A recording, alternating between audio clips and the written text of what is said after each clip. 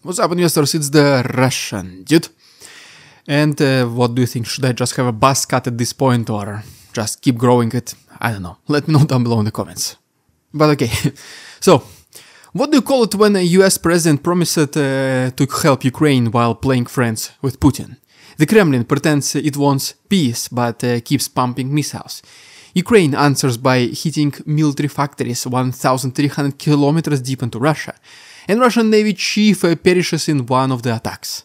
You call it July 2025. Welcome to the world where contradictions live rent-free in every political statement, where the word peace has been beaten to death, and where real decisions come only after a few dozen civilians die on a sunny Thursday morning. These first weeks of July alone gave us a hell of a combo meal. Pentagon first green-lighted a pause on arms shipments to Ukraine, and then allegedly Trump reversed the decision. Meanwhile, Ukraine's drones flew deeper than ever into Russian territory, striking high-value defensive plans, and to top it off, a senior Russian naval commander got vaporized near the border. What does this all mean? It means that the war is very far from being frozen. It is burning hotter than ever. So let's talk about all of this, about this increasing intensity, about everything that happened in the last couple of weeks in today's video.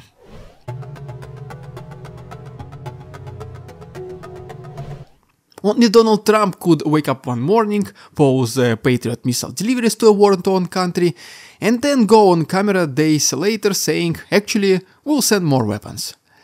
At first, Trump cited the ever-reliable excuse, America first, saying the Pentagon needed to reevaluate supplies. Was the translation?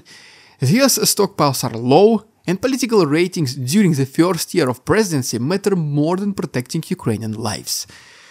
Well, the decision for some people is not that quite obvious, but for some it is. But here is the twist. As soon as Russia launched yet another wave of drones and missile strikes, leveling buildings across Ukraine, wiping out lives, and once again proving Putin's only concept of restraint is how much he can squeeze out of a war budget, well, then Trump suddenly realized that he was not happy with Putin, not at all. No way. After years of trying to win Kremlin's favor, now he realizes that the violence crossed some invisible line. Come on, Donald, spare us the performance. Every last person at least remotely following the war and relying on common sense realized long time ago that Putin is the aggressor. Ukraine is defending itself. It needs help of allies to at least not to lose. And that Putin is not interested in peace under any circumstances other than total surrender of Ukrainians. But luckily, things did change. Trump said Ukraine would get defensive weapons. Sounds noble and expected, right? Until we realized that those same patriots that were withheld just days earlier were the only thing standing between families and flaming shrapnel. Zelensky called them real protectors of life, and he was not exaggerating. And when Trump finally said, we are going to send some more weapons, it was not relief, it was damage control. The Pentagon chimed in to confirm it with a cold bureaucratic press release, as if to say, all right, we are back on the war train, but, well, just please stop asking questions. What really forced Trump's hand was not strategy, it was horror for consequences.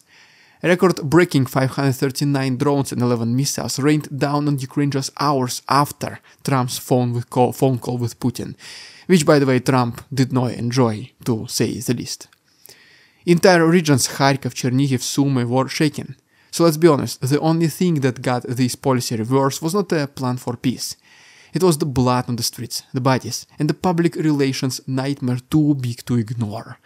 So, well, they just reversed it and hoped, I guess, that people will forget.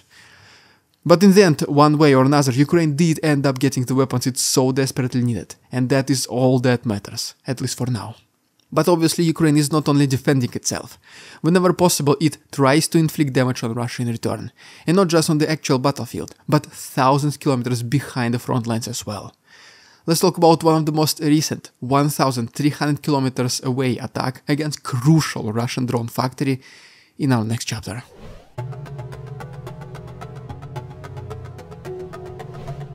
Predictably, as soon as Trump switched back to supporting Ukraine, the Kremlin had its usual tantrum. Dmitry Peskov, the official spokesman for whatever left of Putin's credibility, came out and said the move does not help a peaceful settlement. You've got to admire the audacity, right? Right, guys? The same government that just bombarded civilians across Ukraine wants to act like it's the only adult in the room now. Like it is sipping tea, hoping for dialogue, while Ukraine stubbornly refuses to stop getting bombed. What a nonsense. Peskov whined that Europeans are also pumping Ukraine with weapons, as if Putin's war machine was not already chewing through the entire cities. He essentially said that arming Ukraine contradicts peace. But apparently Russia increasing its production, it's okay. But here's the catch, at least for Putin and his cronies. Peace does not mean surrender, and Ukraine has proven that it will not surrender. The Kremlin, however, still believes that the world should let it burn homes, flatten hospitals, and rewrite borders without any consequences at all. But Ukraine did not just wait for shipments to resume. They took matters into their own hands, quite literally. Last week, a Ukrainian drone strike hit a key Russian military plant 1,300 kilometers away from Ukrainian-controlled territory. That's not a typo, actually 1,300 kilometers. The Kupol plant in Izhevsk, Russia, went up in flames after 2 Ukrainian long-range drones struck production and storage facilities.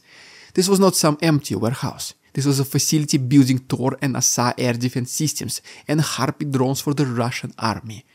Huge military target. Gargantuan, enormous. Now compare it to Putin's soldiers targeting residential buildings and saying that it precisely eliminated the meeting of international mercenaries.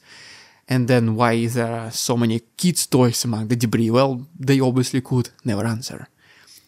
The Ukrainian SBU called this 1,300-kilometer attack a surgical precision, and they're right.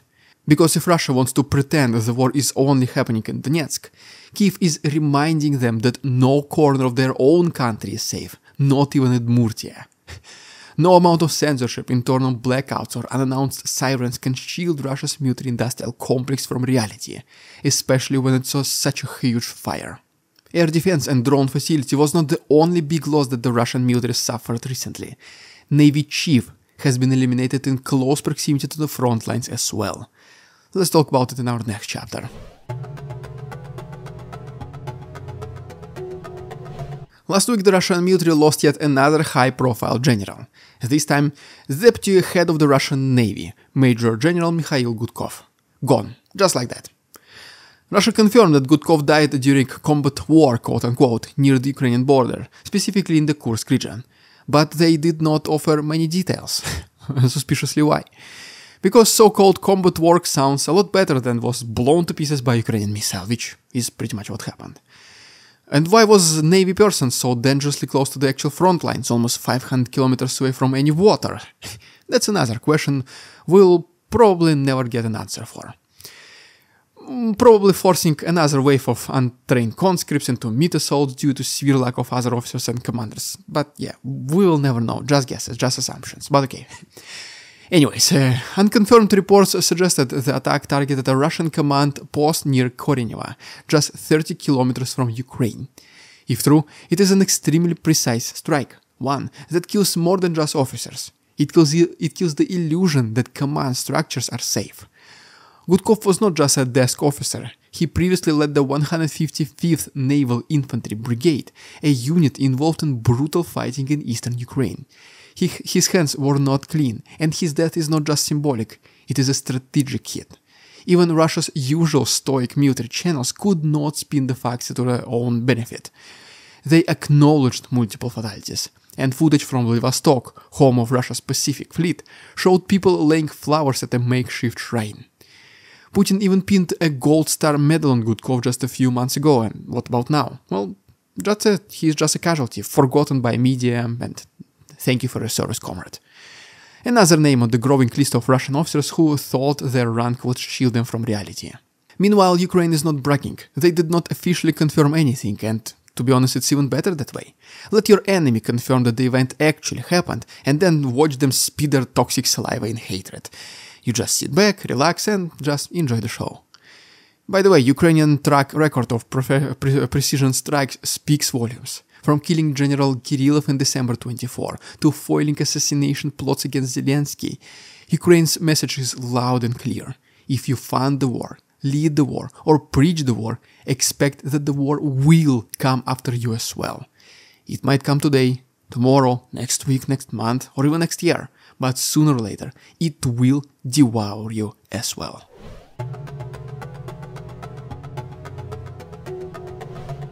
While the big names grab headlines, Ukraine has not forgotten the frontline grind. Recently, Ukrainian forces also struck a command post belonging to the 8th Combined Arms Army of Russia in occupied Donetsk Oblast. The next day, residents reported explosions, multiple fires, and panicked movements across the city. This was no random shelling. It was a coordinated strike aimed at crippling Russia's ability to plan attacks in the Pokrovsk and Torrensk sectors. And it is working. The Ukrainian General Staff said the strike significantly disrupted Russian operations in the area. Russian casualties are still being counted, but the psychological effect is already clear. Command structures are fracturing, planning is being derailed, the myth of control is collapsing. What's more, these are not isolated incidents. Ukraine has been systematically dismantling Russian capabilities both in occupied territories and deep within Russian borders.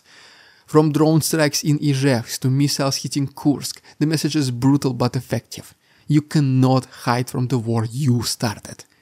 At the same time, Russia is trying to escalate. It continues pushing into Pokrovsk and attempting breakthroughs towards Dnepropetrovsk Oblast, a region yet to see full-scale combat. So far, Ukraine has denied reports of Russian advances. But the chessboard is shifting, and both sides are moving faster than ever. The escalation is unfortunately real. The stakes are rising, and the line between front and rear is disappearing. Meanwhile, more missiles fall.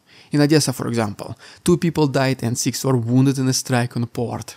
In Poltava, a recruiting center was hit, killing 2 and injuring nearly 50. These are not just numbers, they're human costs, families. Every strike is a headline, every casualty is a reminder that for all the political theater, the war is still being measured in blood.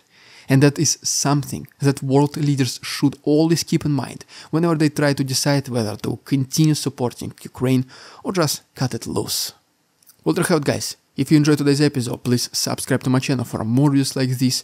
If you wish to support our work, there are links down below, for example, my PayPal and Patreon, where you can subscribe to be a member and see these episodes in early access. A very good way to support the work, because the platform does not take a big cut, so it's big support, trust me. Thanks so much for this. The link is down below once again. Thanks so much for watching. See you tomorrow. We won't succumb to their tricks, the facade they try to sell. Their twisted words and feeble claims are resolve they cannot quell. We see through their lies, their feeble attempts to sway. We do not believe in ridiculous Russian propaganda.